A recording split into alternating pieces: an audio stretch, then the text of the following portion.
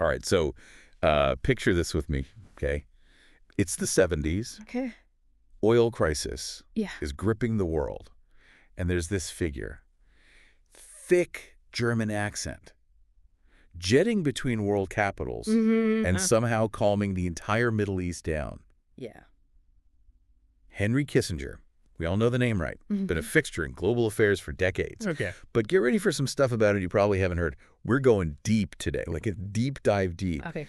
into a doctoral thesis that connects Kissinger Okay. to the Vatican Interesting. and the Rothschilds. Oh, wow. Yeah. You know, when you first sent this thesis over, I gotta say I was hooked immediately. Kissinger, Mr. Realpolitik, right? Right. Like, the guy practically invented power over ideals as a political philosophy. What's he got to do with the Vatican? The two just seem like total opposites. It's like finding out your, like, super buff CrossFit coach is also a, like, gourmet chocolate expert. Right, exactly. Total contradiction.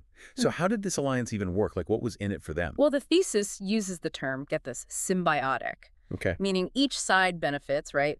Kissinger, the diplomacy guy, gets something you can't just negotiate, moral authority, and not just any moral authority, Right. but the Vatican's. Billions of people respect that. So it's like he's getting a Vatican seal of approval on his whole, like, diplomatic agenda. Exactly. Adds legitimacy, urgency even, things pure politics can't quite do. Right. And this isn't just theory. The thesis uses real examples from Kissinger's career to show it. Oh, wow. Okay. Like what? Yeah. We'll take the Cold War. Now, Kissinger, Pope Paul VI, total opposite worldviews on paper, right? Right. But same goal, détente. Wanted to ease those superpower tensions. Oh, right. Having the moral weight of the Vatican behind that. Huge EE for diplomacy. Yeah. Makes you wonder if détente was even possible without them, huh? It's a good question, right? Then there's the Middle East. Kissinger's shuttle diplomacy thing, remember? Flying between capitals, brokering peace. Yeah. Thesis points out the Vatican's been there for centuries. Deep, deep ties to the region. They were vital. Interesting, because for Kissinger, the Middle East had to be a total minefield compared to, like, superpowers. Absolutely. You need cultural understanding there, religious sensitivity. That's where the Vatican's network, built over centuries, became so important. Places even Kissinger couldn't reach, they were a bridge. Okay, so that's Kissinger, the Vatican, on couple, but working together. Where do the Rothschilds fit in? Like, they're the money people, right? Ah, yes, the Rothschilds. Just that name makes people think of, like, endless vaults of gold, conspiracy theories, the works. Right. But conspiracies aside, there's a real documented history there with the Vatican, going back to the early 1800s. And this is where it gets really interesting, Olive. Right? Because we're not just talking about, like, oh, they kept some money in a Rothschild bank. They helped set up the Vatican Bank, like the actual bank. I know. Talk about a plot twist. And it wasn't just provide a service, you know. This gave the Rothschilds a peek behind the curtain of the church's finances, which, as you can imagine, has global implications. It's like getting backstage at the world's most exclusive show.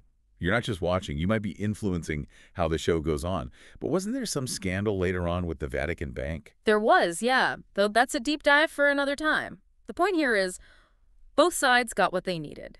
Vatican got stability, Rothschilds got global reach.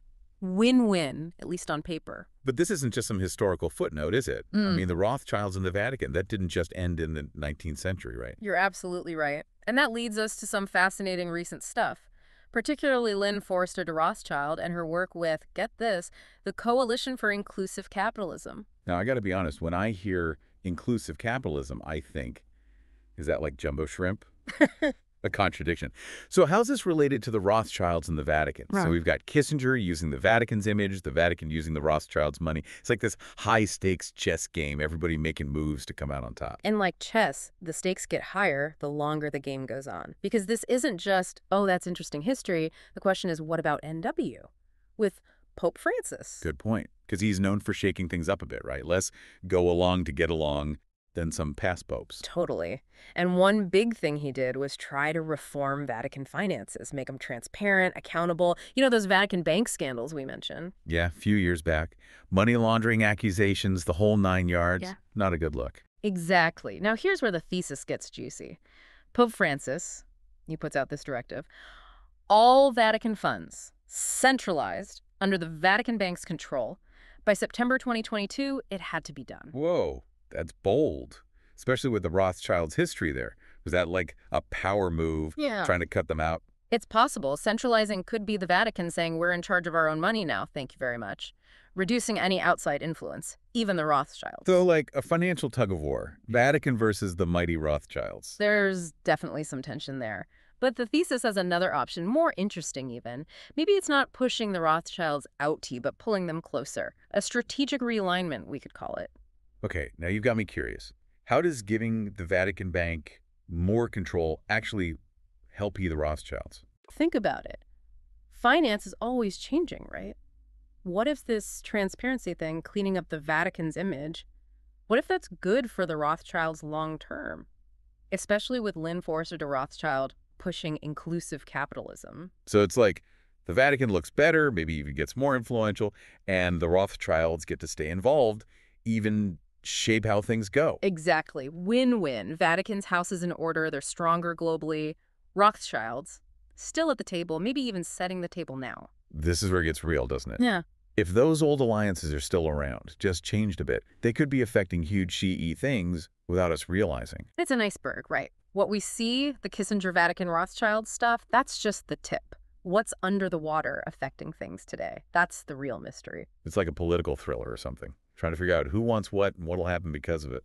And what's crazier is this isn't some shadowy backroom deal stuff. These are big players, huge institutions. Their choices affect literally billions of people. Which brings us back to why we do this whole deep dive thing, right? It ain't just about, well, that's neat history. It's about understanding what controls the world. Yeah, and getting better at questioning what we're told is happening.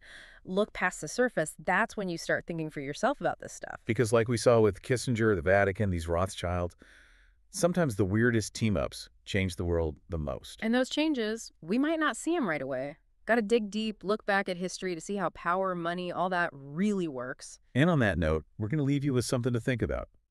Some recent event, anything global. Could be a war, a law passed, whatever grabs you. Ask yourself, who all is involved, even the people we don't see? What do they want? And how are they connected in ways we haven't even imagined? So from the Cold War to the Vatican Bank, we've really gone deep on these hidden connections. Yeah. Kissinger, the Vatican, those Rothschilds. Who knew one thesis could unpack all this? What gets me is how it makes you think differently.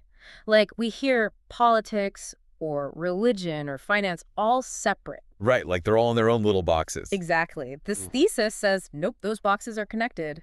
Makes you wonder, what else are we not seeing? Totally. And here's where it gets really meta, right? The thesis, it's mostly about the past. But it's asking, what if this stuff never stopped? What if it's still shaping our world just more subtly now? Exactly. Okay, now my head's spinning. Like, give me an example. Kissinger's diplomacy. That still matters today. Think about the core idea. Pragmatism. Alliances where it helps you. Your nation's interests above all else. That's never gone out of style. Honestly, most international relations, it's still that playbook. So it's not Kissinger pulling strings, but the way he thought, that's still out there. Exactly. And it's not just him. The Vatican, right? They've got this soft power influencing through morality, diplomacy, social issues even, that hasn't gone anywhere. Right. It's like even if they're not a country, they're at the grown-ups table. And then the financial side, those Rothschilds, that legacy is huge E. Global finance, it affects everything. Politics, climate, you name it. Okay, I think I'm starting to get it. It's like these history lessons, they're actually a cheat sheet to see how power really works, even now. Bingo. This isn't just one thesis or a few powerful people. It's about seeing the patterns, how influence works, the connections we miss if we don't look for them. So this wasn't just about Kissinger or whoever. It was about opening our eyes to the whole darn system. Yeah. The stuff out in the open and the stuff working behind it all. And most importantly, getting good at asking the right questions. Because once you start doubting what you're told, looking deeper, that's how you see the world for what it really is, you know? And on that note, we're going to leave you with this. Think of something big happening in the world right now. Anything that's got your attention. Ask yourself, who all benefits from this, even if we don't see them? What are they getting out of it? And are they connected, working together in ways we haven't even imagined? Keep asking those questions. You never know what's lurking under the surface. Thanks for taking this deep dive with us.